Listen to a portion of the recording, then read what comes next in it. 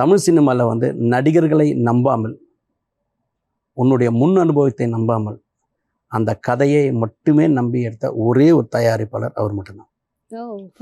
ரெண்டாவது கூட கிடையாது. ஒரே ஒரு தயாரிப்பாளர் அவர் மட்டும்தான். நீ வந்து காலையில் சாப்பிட்டு வந்தியா, சாப்பிடாம வந்தியா, நீ பஸ்ஸில் வந்தியா, நடந்து வந்தியா, எதுவுமே கிடையாது. அவர் உட்காந்து அந்த ஒரு டைம் கொடுத்து ஒரு கதை கேட்டு அந்த கதையை பிடிச்சிடுச்சுன்னா அடுத்த நிமிஷம் நீ டைரக்டர். அது விக்ரமன் சாரில் ஆரம்பித்து இன்றைக்கி ஒரு புதுசாக வாங்க மாரிசன் வரைக்கும் அந்த எல்லா டைரக்டருமே பார்த்தீங்கன்னா வேறு எந்த தயாரிப்பாளருக்கும் இல்லாத ஒரு பெருமை அவருக்கு மட்டும்தான் இருக்குது. இர்ரீப்ளேசபிள். எல்லா சூப்பர் ஸ்டாருக்கும் ஒரு ரீப்ளேஸ்மெண்ட் இருக்கு இல்லையா? கண்டிப்பாா. எல்லா சூப்பர் ஸ்டார் ஒரு காலகட்டத்துலேயும் ஒரு சூப்பர் ஸ்டார் வருவாங்க, ஒரு மெகா ஸ்டார் வருவாங்க, ஒரு ஆக்ட்ரஸ் வருவாங்க, ஒரு டைரக்டர் வருவாங்க. ஆனால் இந்த ப்ரொடியூசருக்கு ரீப்ளேஸ்மெண்ட்டே கிடையாது. ஏன்னா திறமையையும் நல்ல கதையையும் நம்பி எடுத்த ஒரே தயாரிப்பாளர். அவ்வளோதான்.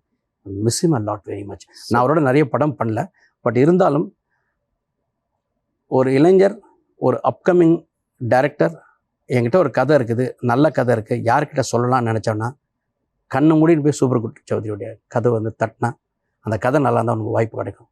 இன்றைக்கி அந்த சூழல் கிடையாது. அந்த மாதிரி தயாரிப்பாளரே கிடையாது.